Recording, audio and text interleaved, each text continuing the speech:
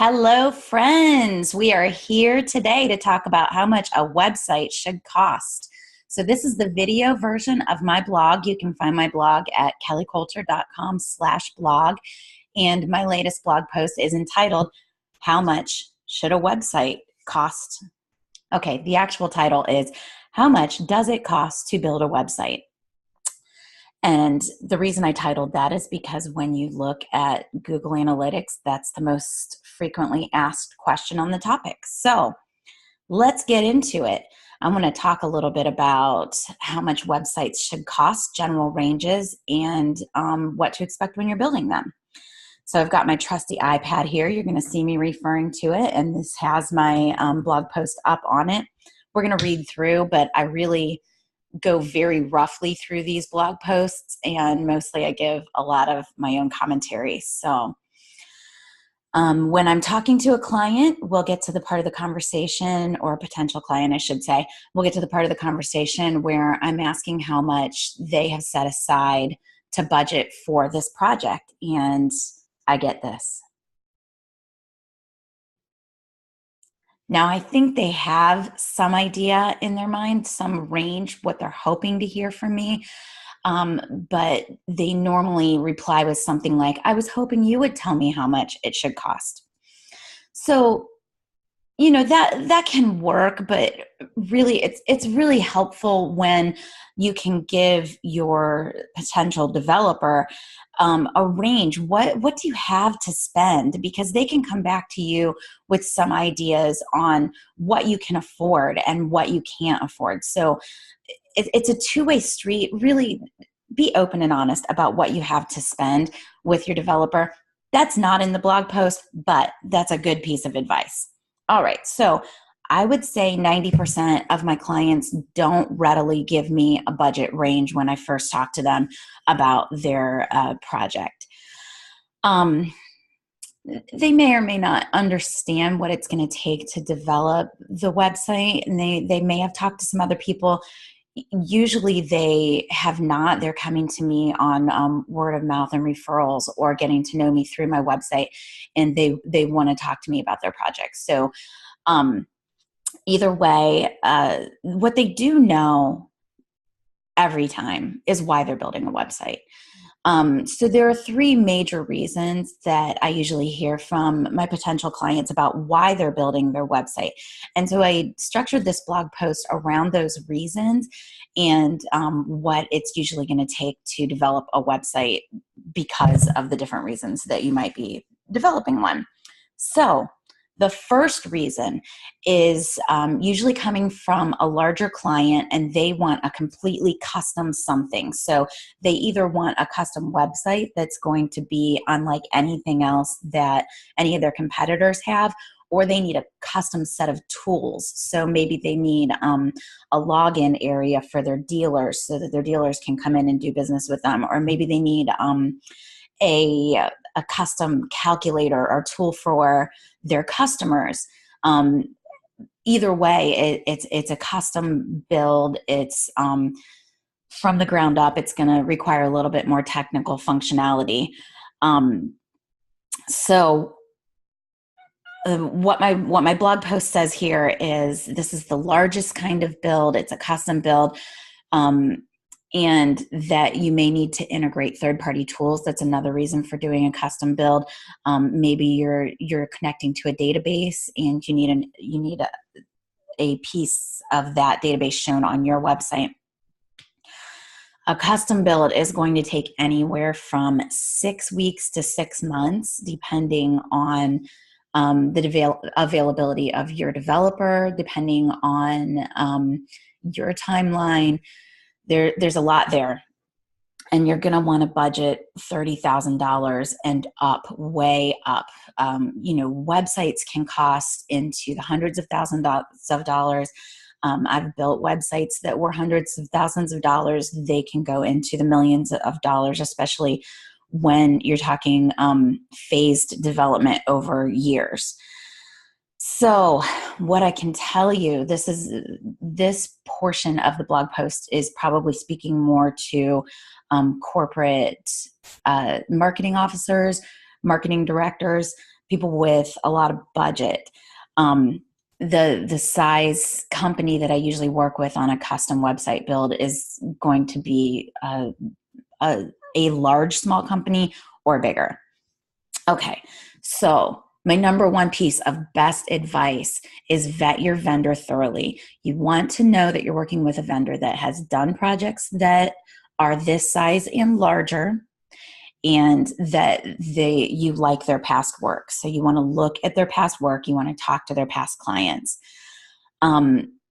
My pro tip on vetting your vendor is that you should go through a paid discovery process with your vendor. And what that means is that they come in and they do an initial phase of the project that would be maybe some wireframes, some mock-ups, maybe requirements gathering. They talk to all the stakeholders, do some kind of paid discovery process. So you give them a budget of a couple $1,000 and you say, come back to me with this document.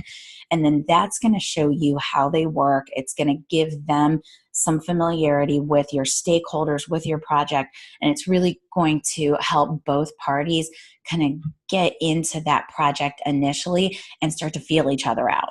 And it's also going to weed out anybody that you really just aren't going to work well with. So if you do this initial phase of the project and you guys just aren't gelling, then you can part ways, and you still got this document that you can use as you're planning the project and going forward with it. You can give that document to the next potential vendor to use. All right. The number two best piece of advice for someone who is going through a custom website build. So again, probably a larger company. Don't go cheap. So I love to talk about the myth of the lone innovator, and that is the idea that there are Uber geeks out there in the world living in their mother's basements and just waiting to be paid with pizza so they can keep doing their video games or whatever else they do. And that you can just, throw a large pizza at them and they're going to come back to you with the tool that you're looking to create. I think that idea has been fairly pushed out of the marketplace at this point. You saw it a lot in the 2010 and before. You don't hear about it so much anymore, but you're going to hear from somebody in the office as you start to develop your project. Oh, my nephew just graduated from, insert school here, and he's a computer whiz, and I bet he could create what we need. And the problem with the lone innovator is that they may understand how to build, but you're not going to get the elegant professional solution a lot of times that you're looking for. You need to invest in a professional.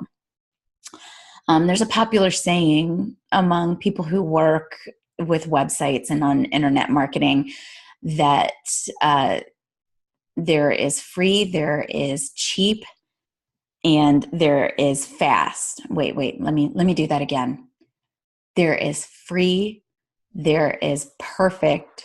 No, I'm going to read it straight from the page. Cheap, fast, perfect. Pick two. In other words, you can have cheap, you can have fast, and you can have perfect, but you can't get all three of those. So go ahead and rule cheap out.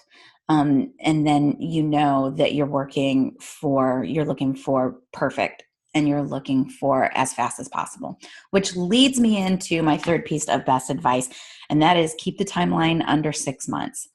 If your project is really large and it looks like it's going to go longer than 6 months, you want to look at taking the most important pieces of functionality and developing those first, and then launching them, and then doing a phase 2. The problem with a really long timeline, like 9 months, 18 months, is that the scope will change. Things change in the business world so fast these days. The scope is going to change. The goals are going to change. Things are going to creep in and creep out. People are going to change their mind, and you're going to be working with a moving target. And so you want to just go ahead and pick your target, go for it, make it happen. And then if there's a phase 2 to be had, then you move on from there. All right, so those are my best pieces of advice for someone who's looking at creating a custom website, web tool, web application. So the second biggest reason that you may be creating a website or a web tool is to stand out among your competitors. And this is going to be a lot of the small and medium-sized businesses that I work with. They need a website that looks great, is found in Google, that connects to their Google local and their Facebook in ways that helps their search engine rank. So, they'll come to me and they'll say, we just need to stand out more. And so I'm usually talking to anywhere from a, $500,000 company to a $15 million company when I hear this reason. To me, this means that the company needs a professional, easy to use site that stands out, probably custom photography, some really beautiful graphics, and definitely search engine optimized. And so I like to focus on where the budget is going to make the biggest impact. So if I can avoid using a custom development tool, I would consider Drupal to be like a custom development tool. That's a content management system where you can customize everything in there. I'll try to go for something that's a little bit less customized so that we can get all of the ideas out there onto the website, and we can really be working with the things that make a difference, all the back-end search engine optimization things, all the off-site search engine optimization pieces. And so that's what we're looking at when we're doing this kind of mid-sized project. I would say that the timeline is going to be anywhere from 6 months to 3 months or longer, and that the cost is going to be somewhere between $6,000 and $30,000. Again, rough estimates. You're going to hear a lot of things from a lot of different people. These are my estimates based on doing websites for 20 years and being in business for 4. We're going on 5. All right. So what I wrote in the blog post is that you will get lower estimates, but they may not be comprehensive, and you really want to check them out. Are you getting everything that you need out of that estimate? All right, my best advice: don't skimp on the photography. So when you're doing this type of website, you are probably a small or medium-sized business. At that size, people do business with you based on trust. And so the best way to build trust on the internet is with photography, either of your product or of your key players, but you want custom photography and you want to show the faces and hands and the products.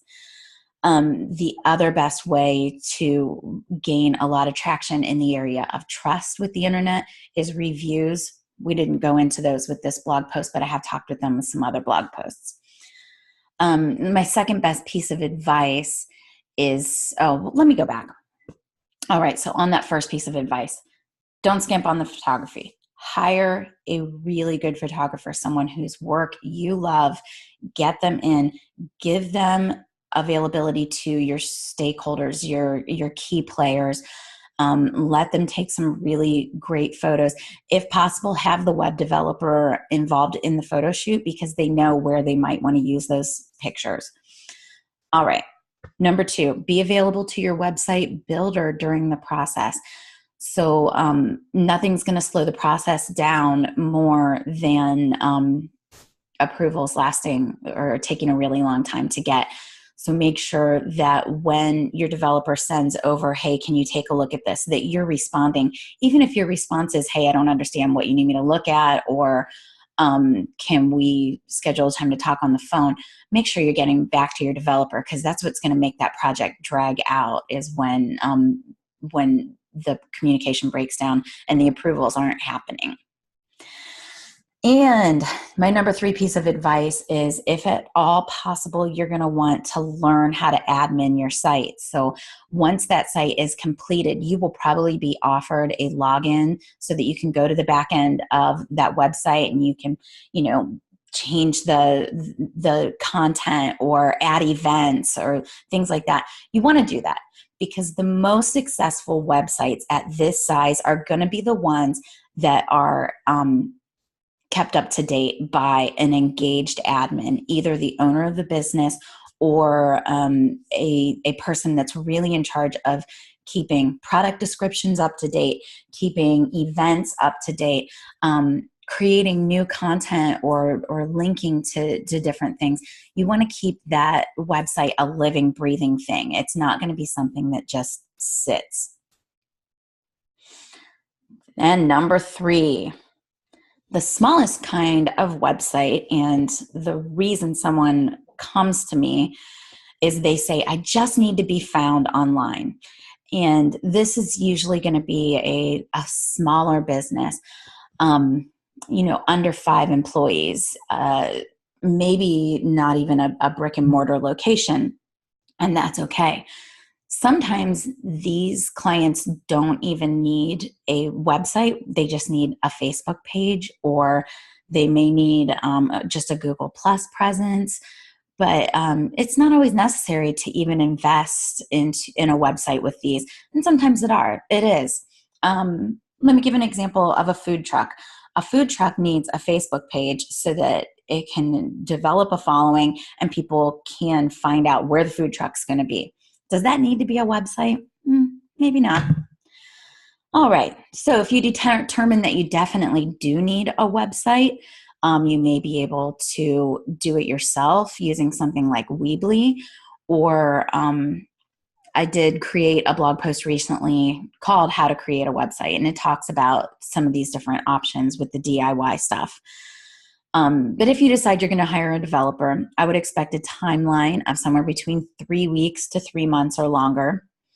And the cost is really going to depend on what you ask for, what your requirements are. So,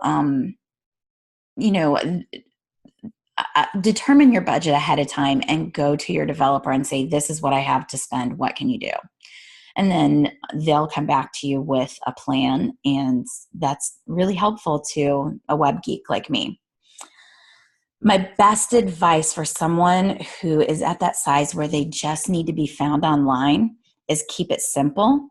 If you just need to be found, you may just need a page or two, maybe a page at the beginning talking about who you are, what you do, and then an about page. People like about pages. They really do actually read about pages. So an about page is good to have. And then stay involved. Again, learn to admin that site so you can keep it up to date. Those are the 3 biggest reasons that I hear from potential clients for building a website, and then some really general ranges on what you might expect to pay for that website. I hope it has been super helpful to you. I'm going to keep doing these video readings of my blog posts, so I would love for you to subscribe if you found it helpful. Give my blog post a like. I would love that. And I will talk to you again really soon. Thanks for being here.